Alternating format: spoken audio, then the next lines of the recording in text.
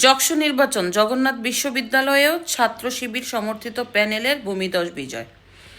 বিজয়টা কোনোভাবেই থামাতে পারছে না বিএনপি। এক অন্যরকম জামাত শিবিরের সমর্থিত প্যানেল।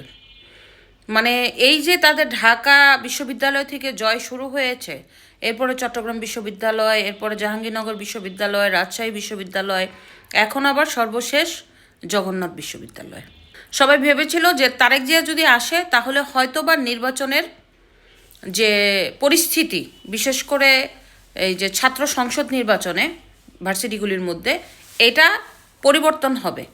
তারেক জিয়া আসার যে শক্তি, সেই শক্তিটাকে ছাত্রদল কাজে লাগাবে এবং যে ছাত্রদের মন জয় করে এবার মানে জগন্নাথ বিশ্ববিদ্যালয় তারা জয় অর্জন করবে।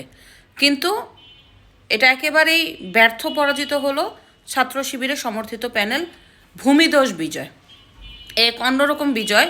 আপনারা খেয়াল করে দেখবেন যে ভিপি প্রার্থী জিএস এজিএস যারা আছে অর্ধেকের মতো করে ভোট বেশি পাচ্ছে। এটা কিন্তু বাংলাদেশের ইতিহাসে কখনো হয় নাই যে এক লাগাতারে একটি দলের সমর্থিত প্যানেল এভাবে জয়ী হচ্ছে, যেখানে সবাই ধারণা করছে যে বিএনপি আগামীতে হবে, সরকার গঠন করবে।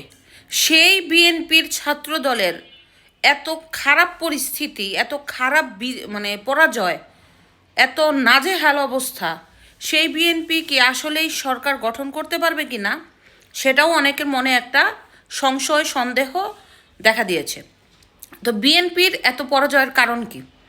বিএনপি কেন ছাত্রদের মন অর্জন করতে পারছে না? কারণ বিএনপির যে একটা বদনাম পুরো ছড়িয়ে যাচ্ছে, এটা কি মানে বিএনপি করতে পারতেছে না, কোনো রকম এই বদনামটাকে ঠিক করতে পারতেছে না। এই যে চাঁদাবাজি, দখলদারিত্ব, এরপরে যে তাদের যে অভ্যন্তরীণ যে কোন্দল, মারামারি, যার কারণে কি ছাত্ররা ভয় পাচ্ছে কি না, সেটাও একটা বিষয়। এখন এই ছাত্র শিবিরের সমর্থিত প্যানেল যেভাবে জয় হচ্ছে, এই জয়টা যদি এই জাতীয় নির্বাচনে অব্যাহত থাকে, সেক্ষেত্রে বিএনপির স্বপ্নই থেকে যাবে আপনার সরকার গঠন করা নিয়ে। কারণ ছাত্রদের মন যদি জয় না করতে পারে, তাহলে মানুষের মন কিভাবে জয় করবে? যদিও বিএনপি মনে করছে যে ছাত্র সংসদের নির্বাচনের কোনো প্রভাব পড়বে না আপনার জাতীয় নির্বাচনে, তবে আমি মনে করি প্রভাব পড়বে, অবশ্যই প্রভাব পড়বে।